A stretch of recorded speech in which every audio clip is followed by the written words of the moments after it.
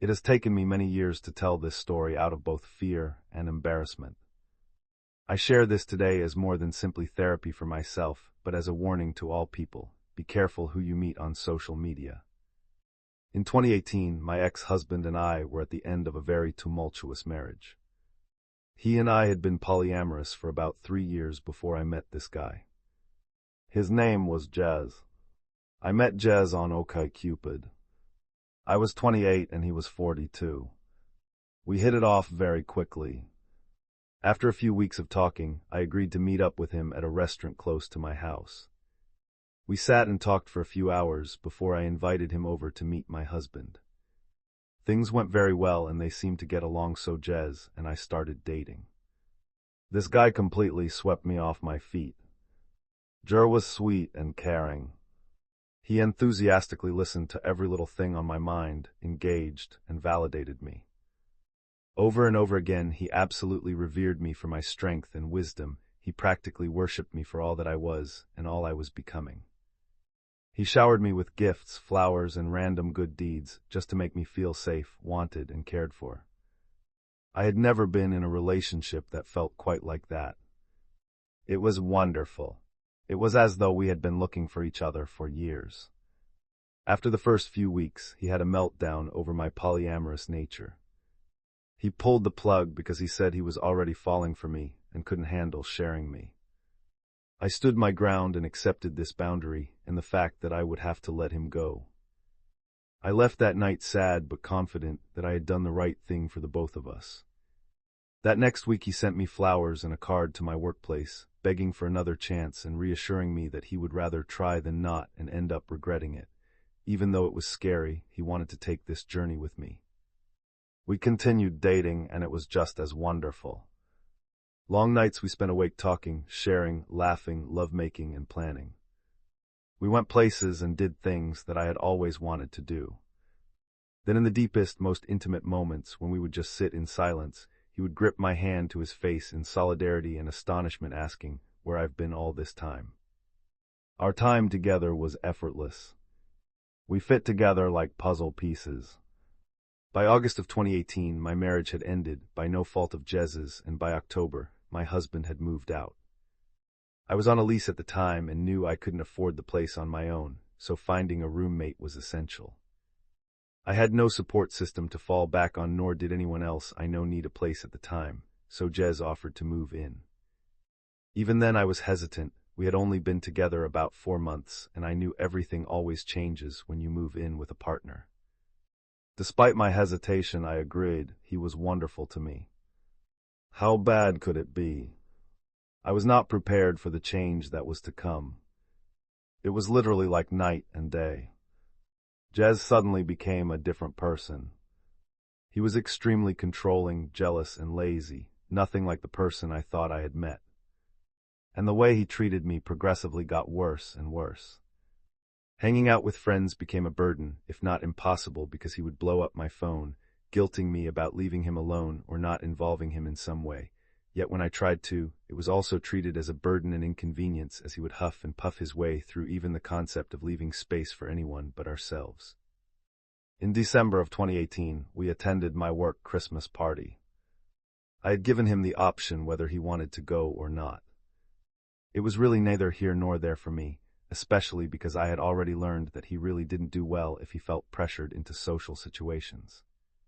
I opened the invitation to him because he had expressed to me over and over that it was important for him that he was involved in my social life.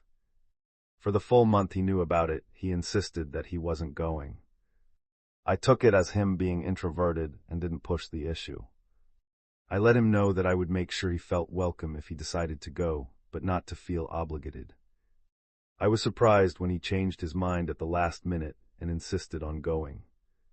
And even more stunned when we went and he actively acted as though he did not want to be there.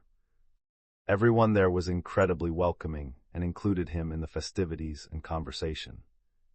However, he still practically grumbled the entire night about the whole thing, mumbling insults and critiquing every little part of the party under his breath, as though being there was absolutely awful to have to endure. No one really seemed to notice the low, whispering insults and gripes. At one point, after a couple of glasses of wine, my direct manager leaned into Jez and started praising him. She and I were very close, therefore she was intimately familiar with what I had gone through with my ex-husband. "I am so happy she has you," she bleated through wine. "Happy, you have been absolutely transformative for her. It's so nice to see her finally happy and appreciated." Without missing a beat, Jez grimaced at the comment and quickly snapped back, "You don't fucking know me." I honestly didn't believe my ears. It was one of those moments where time stops and you just know you couldn't have heard that correctly. I sat brewing on it for a minute before another light-hearted interaction with Jez prompted him to suddenly snap at me through grit teeth. "Stop it." This triggered me and I lost it. I pulled him outside and asked him what his problem was. I called out his behavior and told him if he was going to act that way, then he could just leave. That if he didn't want to be there, he should have stayed home. He ended up giving a sort of half-assed apology, and we went back inside and finished the party. I remember the drive home that night, staring out the dark window at nothing in particular, in worried silence. "I might have messed up," was my only thought through the entire drive. This all started out slow, of course. Like waving me away or invalidating my experiences and ideas due to my age, that I was just dramatizing my experiences because I was young, etc. The man who not 6 months prior had validated me, my trauma and experiences to the ends of the earth. Now every time I started a story or tried to share anything, even trying to plan out meals for the week, he would openly show annoyance as though I was violating his time and attention.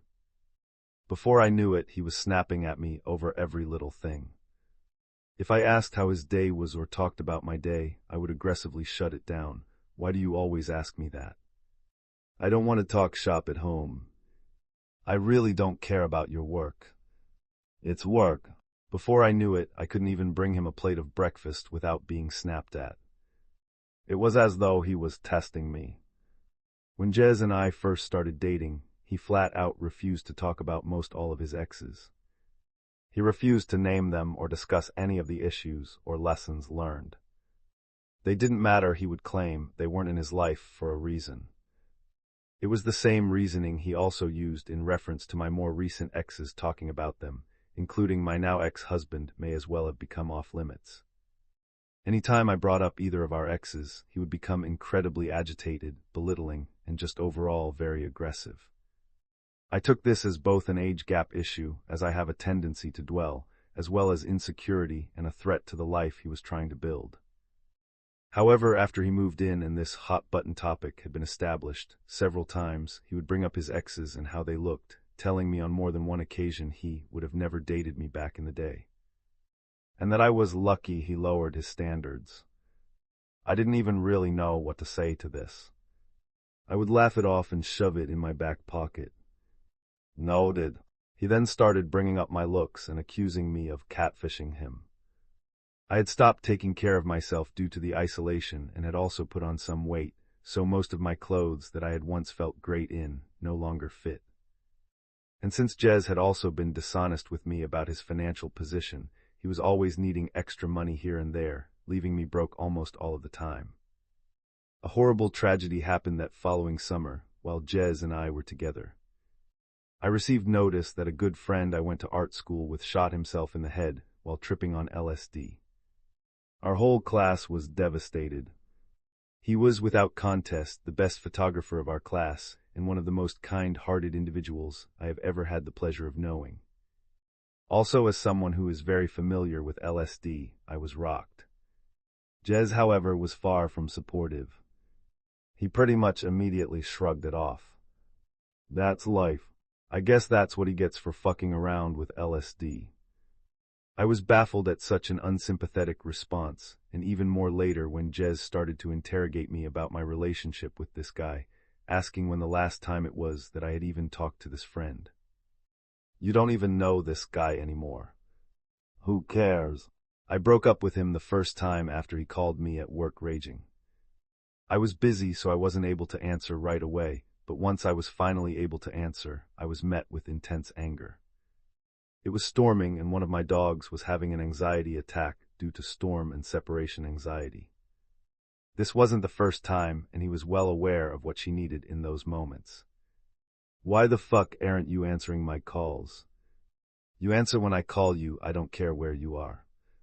He went on for a few minutes, calling me a shitty girlfriend and laying into me over my sudden distance and lack of communication while I was at work. At this point I was done and I lost it. I tore into him over everything, especially causing problems for me at work. That being in my life is a privilege, and if he's going to wake up every day acting like he hates me, then I don't know what on earth he's even doing with me. I told him that I expected him to get his things and leave. He was always threatening to go back to his old roommates where there was still a room. I didn't want him there when I got home, and we could coordinate times for him to come and get the rest. He flat refused, suddenly victimizing himself, claiming he had nowhere to go. How dare you make me fall in love with you? How dare you take me to meet your father and then dump me? My manager and her husband ended up following me home that evening because she was concerned for my safety and had offered to let me stay with her for a few days. I will never forget the scene I walked into. Like Theon Greyjoy begging for his life. My boss stood next to me, watching as this 42-year-old man crawled on his knees before me, begging for mercy and communication. At one point, wrapping his arms around my legs, crying into them, "I can't believe this is happening. She's the love of my life, you know that," he cried to my boss. I couldn't believe what I was witnessing. This was the antithesis of the heartless person I had been spending my days with. I shook him off and went to the back of the house, gathering enough of my things to get me through the next few days, as well as any and all valuables I could think of. It took a few days, but after about a week, Jez started blowing up my phone, apology after apology. Suddenly he was the man I met again, full of humility and self-awareness. He acknowledged the awful way he had treated me and sent me walls and walls of well-thought-out messages, psychoanalyzing his own behavior, where it comes from, and the ways he knows it needs to change. I took him back. Like a dumb, desperate girl, I took him back. It wasn't long into this second round that he started to guilt me over the breakup. My panic had damaged his relationship with the people in my life, and he made sure that I knew it was my responsibility to fix it. It wasn't long after this that my car ended up breaking down at a gas station close to home. There was a very nice couple in the vehicle next to me that came to my rescue and checked things out under my hood. The gentleman turned out to be a mechanic for a living, so he had a pretty good theory about what could potentially be going on. By this time I had already attempted to contact Jez to let him know what was going on and where I was.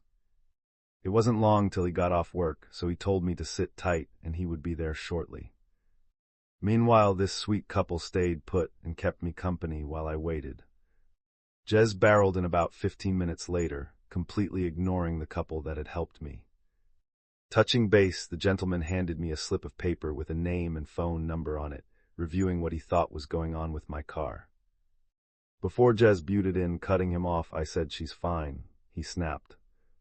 I could see the woman out of the corner of my eye, slink away at this comment and get into the passenger seat of their car. I could feel the sudden tension, like maybe she's been here before. The gentleman didn't move and shifted his attention to me as Jez walked into the store. I could see he was clearly concerned. "Are you okay?" he asked in a low, almost whisper. "You don't have to answer that, but if you need anything." He looked down at the number in my hand and nodded to it seriously. With that, he got into the driver's seat of his car and drove away. I've thought about that couple countless times since that night. Everything went right back to the way it was before, as though the initial breakup never even happened. The same eggshells, the same belittling. If anything, it was worse because I had permanently damaged our relationship. If I had just not been so dramatic, if I didn't run away from everything, then maybe he wouldn't have to work so hard for respect in my life. One night we got into an argument. I don't even remember what it was about, but I had to be up early for work the next morning, so I paused the argument in order to get some sleep. When I went to lay down, I heard the TV turn on. I have a soundbar, so the volume can get pretty loud. Jez proceeded to turn the volume up and up and up. far past any volume I ever pushed those same speakers to even for parties. The very walls were reverberating with the sound of the TV at astronomical volumes. Jez then started laughing hysterically. It was a laughter manic with anger, as though something might be funny on TV, but he might also jump through a window right now. I remember laying in bed absolutely horrified at what was happening. I knew things had gotten bad, but now I was scared. I got out of bed and asked him to turn it down, to which he responded, scoffing, "I'll watch TV if I ing want to," and turned it up even louder. I felt like I was in a horror movie. I started crying at this point, begging him to please just let me sleep. He started mocking me and calling me names for crying. "Oh, what? Poor baby is crying again. That's your card, isn't it? Crying." This caused the fight to start again, and he started screaming at me, followed me to my bedroom, where he suddenly punched a door not 2 inches from my head. His eyes were black and he looked me in the eye, sending the clear, unsympathetic and hostile message that was a warning and next time he wouldn't miss. My whole system had shut down at this point, and I sunk to the floor in a panic attack. My ex-husband had issues with violence. Jez knew that. All our rentals prior to that one had holes in walls and doors peppered throughout our unit due to my ex-husband's inability to handle his emotions. But he never hit me or even came close to it. I crumpled to the ground feeling powerless, trapped, and afraid. As my thoughts continued to race, he continued to berate and mock my panicked state. Most of our argument from that night was a blur, but ended abruptly once he threatened to put my social security number on the dark web. At this point, all that was left in me was to fight. I blacked out and went ballistic, screaming at him to get out. I felt rabid and dangerous as I screamed like a banshee for him to leave my home. It was over and I was ending it that second. I contacted my landlord and explained what had been going on. Jez would also end up contacting her, weaving his own tale that I was moving out and tried to have the lease transferred into his name. Luckily, since I was several steps ahead of him, my landlord didn't fall for it and contacted me immediately. She personally came and changed my locks for me, gave me the personal contact of a police officer close by in case he showed up again, and took half off my rent for the next month. I am forever grateful to her for these simple acts of kindness that were above and beyond anything I would ever expect from a landlord. It took weeks for him to stop messaging me. The only reason I didn't block him was out of fear that he would show up at my house. Though I had contacts for protection, I knew I would rather get a daily apology video than have to deal with him on my doorstep. So they persisted. For a while. The same act from before, the love bombing, the promises, grasping at straws trying to find the weak spot where I would let him back in. But I ignored it. It continued for weeks before he finally gave up. He bowed out gracefully, stating boldly that he will always love me. I left him on read. The illusion was destroyed. It took me several years to pick up the pieces. If my divorce wasn't enough, this definitely made me lose trust in myself. I still don't understand what the endgame was.